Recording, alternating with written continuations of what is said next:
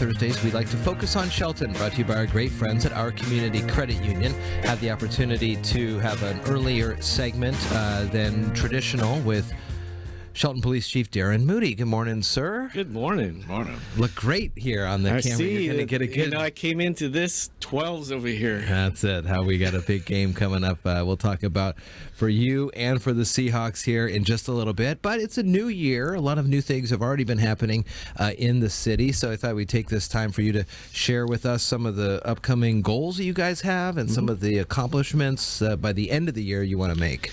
Yeah, and it's tough towards the end of the year. Especially as cops, we are pessimists. And so you start focusing on all the bad things and gone on it. And then you start thinking, even through all the tight resources and everything else, all the stuff that was accomplished in the last year. You know, you look back, we just had another local young man graduate from the academy. Officer Belleville is now on the street for us. Nice.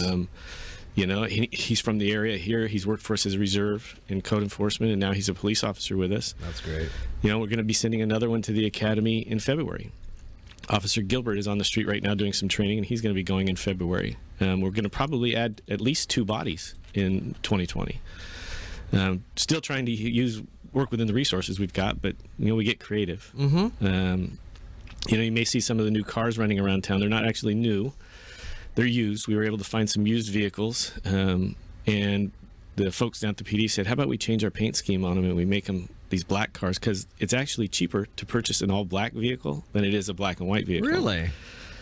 And so they created their own scheme of it, and so you'll see those coming around town. Saw the one in the parade, the Christmas parade, and it does look sharp. It's definitely 2020. Yeah, yeah. You know, like our badges, they created these things. You know, and the school resource officers talked to me about an Explorer Cadet program, and so we'll be moving forward on that probably at the end of the school year.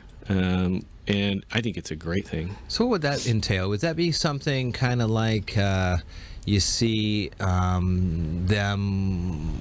The first thought I'm thinking of is the NJROTC who helps with parking during Oyster Fest or something like that. Would this be an opportunity for young students in the high school to work closely with you in, I don't know, walking around during parades and stuff like that? Absolutely. You know, people think, oh, we just want to create police officers out of this. That's not necessarily true. It's like ROTC. We want to create people that understand how to shake somebody's hand when they go get a job. Yeah. You know, and how it works. And it introduces young folks up to the age of 20, because you can't be an officer until you're 21. So up to 20, they'll ride out with the officers. They'll get training just like officers get. And yes, they'll be a resource for us at parades, at events, at things like that. And it gives them an opportunity to see the inside of a police department, what goes on. So if they're contemplating a career in law enforcement, this gives them that much more towards that goal.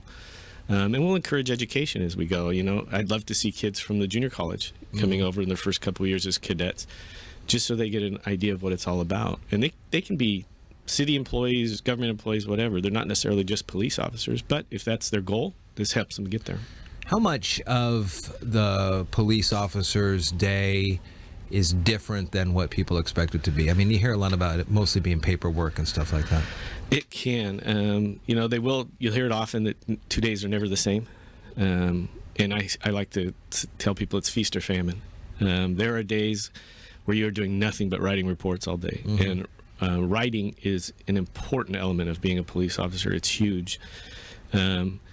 And there are days where you're standing out in the rain and it's pouring rain and you're directing traffic and you're going, this is miserable. Yeah. And there are days where you get to do stuff, and I tell people often, in fact, I spoke at the academy graduation about, you're going to do a lot of things that aren't enforcing the law. You know, somebody gets locked out of their house. Somebody needs a ride home. You know, things like that aren't necessarily enforcing the law, but it's community service. You guys do a lot of work there. I mean, we saw last year with the accreditation, which was so huge for you guys. And then, as you mentioned, with the color schemes on the vehicles and the new badges, how does that help like with the morale around the department, making it seem, and it does seem, that they have actual input into the police department? It is, and it's their department. It's not my department. You know, you'll hear chiefs or sheriffs, you know, my department this, my department that. yeah, you take an ownership in it, but it's theirs. And I tell them all the time, morale's what you're going to make it as an employee. Granted, if I was the dictator running around and, smashing skulls at the police department, morale would go down. Sure. But when you can come in and actually come into the chief's office or the captain's office and say, hey, I got an idea. And we say, run with it. And they do. And it's very beneficial for all of us. We're not the smartest folks in the room. If you've got employees that are brighter and better than you are, bring it on. So wow, that's cool. The other thing that we don't talk about is the canines and how things are going with that. Yeah, Canine Lex is on the street with Officer Porter. We're still fundraising because we've got the dogs. We just got to pay for some more training. So we'll be doing some more training in springtime with dog number 2. And I can't get over the community, and thanks to people like SPI and our community credit union, even down to folks that were helping us with the painting of the flags. I mean, just the contributions from this community were incredible for that. And so we'll still be doing some fundraising coming up for the dogs, or still continuing fundraising for the dogs through Peninsula. Are you still going to do the thing where the dog gets you by the arm? I would love to. Yeah? We'll have to film that one of these times. I would love to. Get you some training out there and film it. I'll film it. You can do it. You would. People probably would love to see me get knocked over by one of the dogs. We raise some money for the canines. There you go. How much for Jeff to take a bite, right? Then great work throughout the rest of the year. And, of course, the police department is always accessible. You see them out and about. And that has been another thing, the walkability of the officers walking around town. But then you told me before we started some bikes are on the way. Yeah, SPI. Lisa Perry got a hold of me and said we have community grant money available. So Captain Fiola wrote a grant. And with it, we purchased 2 police bikes. And so as the weather gets better, and it's not exactly the perfect weather this last week to be out riding a bike, you'll see officers out and about on bicycles, which gives them a more accessibility, easier access. You may even see them at the schools riding around on the bikes. What makes a police officer bike a police bike? Is it like super lightweight, or No, basically it's a heavy-duty mountain bike. Okay. It'd just be like you going out and buying a heavy-duty mountain bike. It may have police written on the side of it, but it'll have accessibility to bags to carry equipment, things along those lines. Okay. If you arrest somebody, is it a tandem? Bring the tag along. I did see something came across the news a while back that the officer got chastised for. It was a mounted officer with a horse. Yeah. And he had arrested a guy, and he was right down the street from the office, so he just had him in handcuffs walking alongside the horse. Oh, and people were outraged. Sure and I'm thinking, pictures. Okay.